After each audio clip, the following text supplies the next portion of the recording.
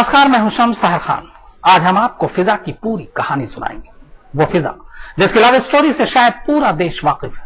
जी हां, चांद से इश्क करने वाली फिजा आज इस दुनिया से चली गई और अपने पीछे छोड़ गई चांद और फिजा की दास्तां जो जमाने ने सुनी। आज हम आपको फिजा की जिंदगी के एक एक पहलू को दिखाएंगे और बताएंगे कि क्यों उसने मौत को गले लगा लिया। जमाने के सामने अपने इश्क का इजहार करने वाली फिजा को आखिर कौन सा गम खा गया, आखिर क्यों आज वो एक कहानी बन गई। हो सकता है फिजा के पास ये मोबाइल भी ना कर रहे, हो सकता है फिजा भी ना रहे। ऐसा लगता है, मुझे लगता है तभी मैं आज ये बैठ के सोची हुई हूँ।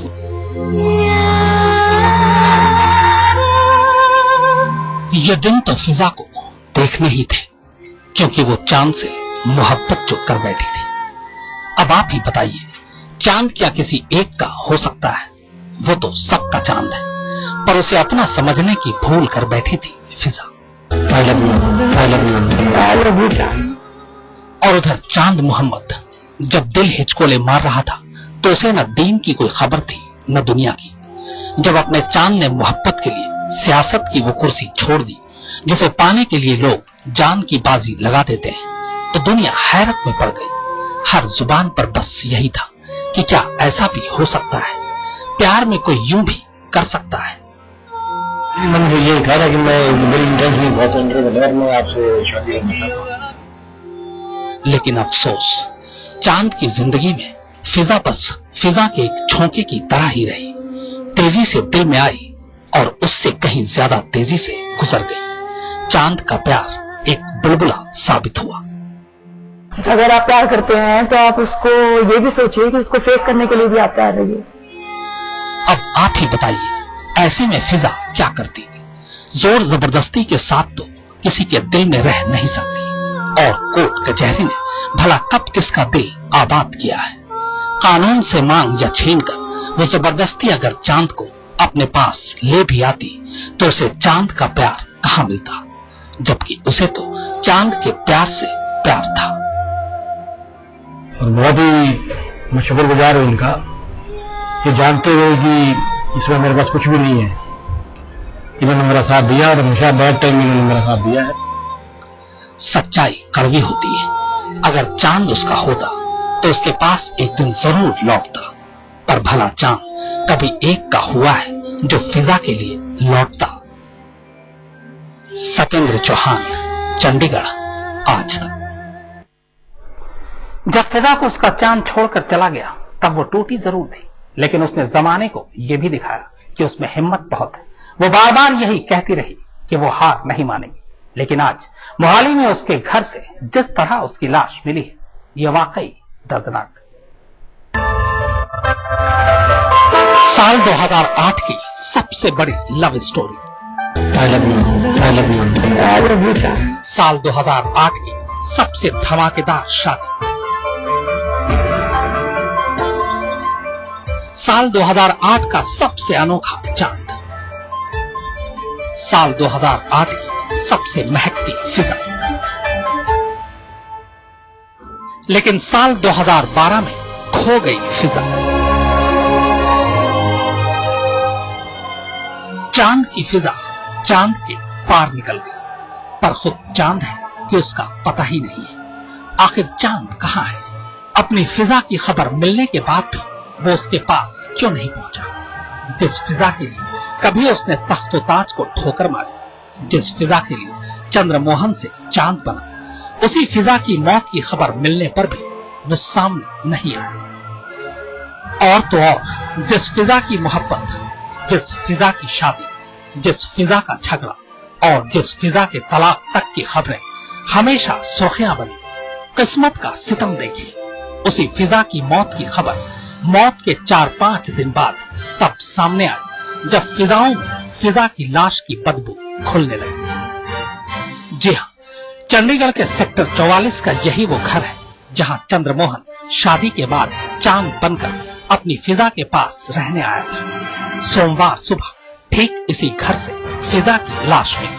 घर के बेडरूम में पड़ी लाश। अब लाश सोमवार को जरूर मिली, पर पुलिस और एक्सपर्ट ने लाश देखते ही बता दिया था कि मौत 4-5 दिन पहले ही हो चुकी थी।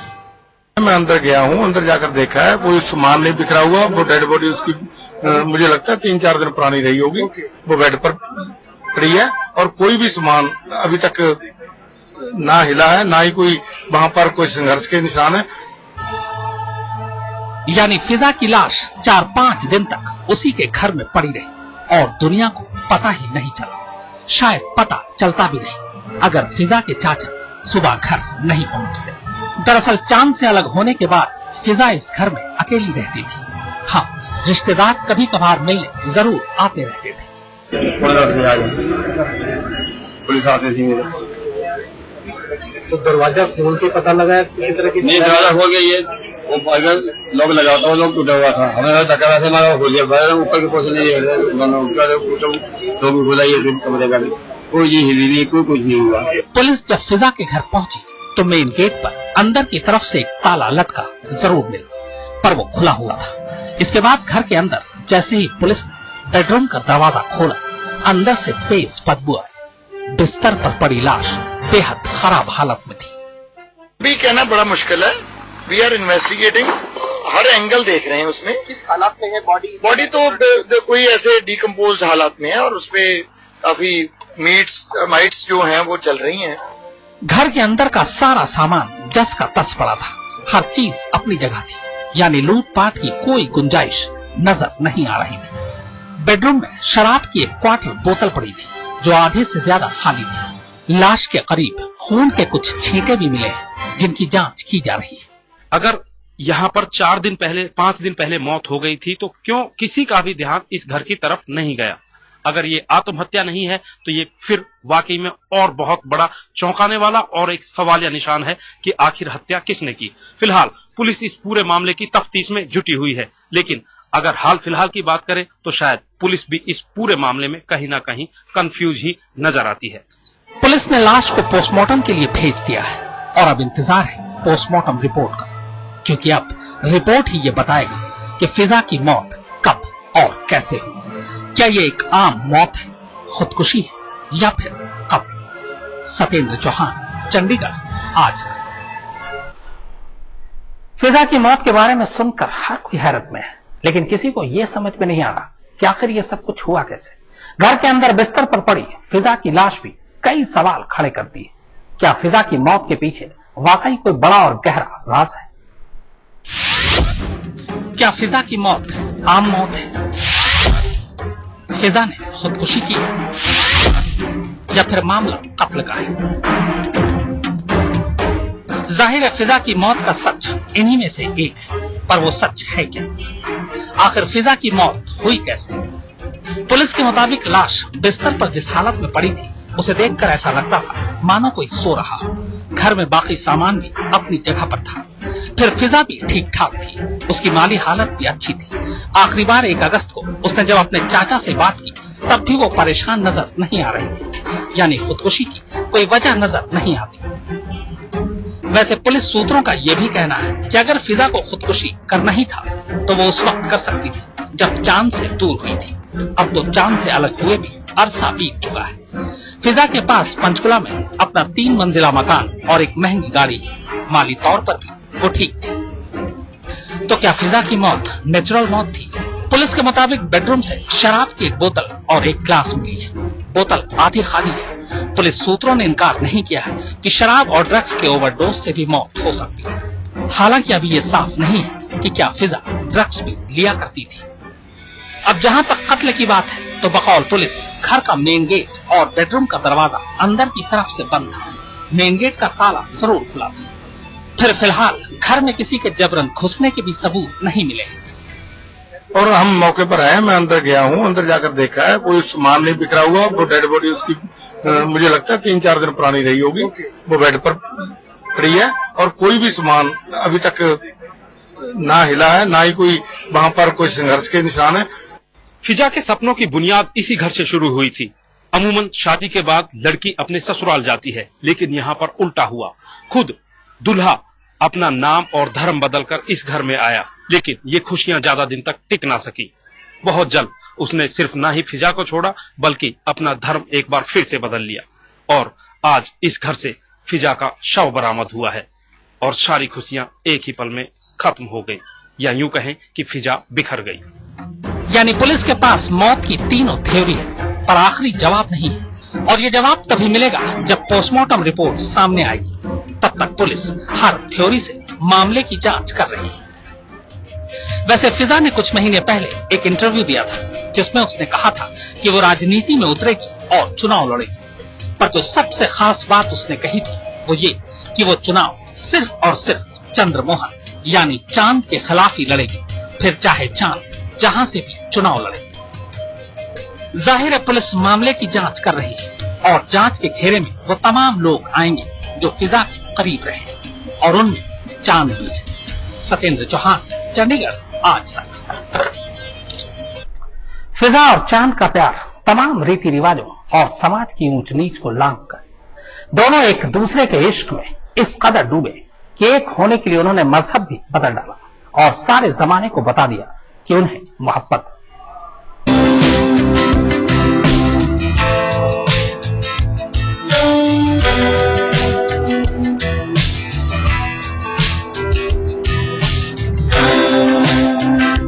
आपने ये तो सुना होगा कि इश्क अंधा होता है, लेकिन इश्क के जाल में फंसे आशिकों का अक्सर क्या हाल होता है।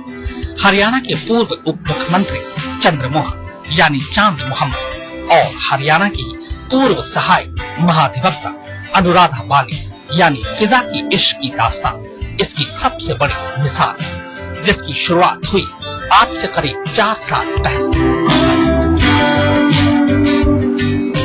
मोहाली चंडीगढ़ में होने वाली सियासी दावतों में पहली बार अनुराधा की मुलाकात चंद्रमोहन से हुई। जल्द ही अनुराधा और चंद्रमोहन बेहद करीब आ गए। अनुराधा और चंद्रमोहन के बीच क्या खिचड़ी पक रही है, इससे चंद्रमोहन के घर वाले भी वाकिफ थे। चंद्रमोहन की पत्नी सीमा बिश्नोई ने उन्हें समझाने की काफी कोशिश भी की। सबको लगा कि चंद्रमोहन संभल जाएंगे, लेकिन ऐसा हुआ नहीं। उल्टे साल 2008 में दिवाली से पहले चंद्रमोहन अचानक घर से लापता हो गए। कुछ दिन तो वो मोहाली में अनुराधा बाली के इसी घर पर ही रहे, फिर वहां से दोनों एक साथ गायब हो गए। हरियाणा का डिप्टी सीएम इस तरह गायब हो जाए ये पहली बार हुआ था। वैसे तो हरियाणा सरकार ने अपने डिप्टी सीएम के लापता होने के सवाल पर चुप्पी साध रखी थी, लेकिन हकीकत सरकार में बैठे हर शख्स को पता थी। इसीलिए नवंबर 2008 के आखिरी हफ्ते में अनुराधा बाली की एडिशनल एडवोकेट जनरल पद से छुट्टी कर दी गई।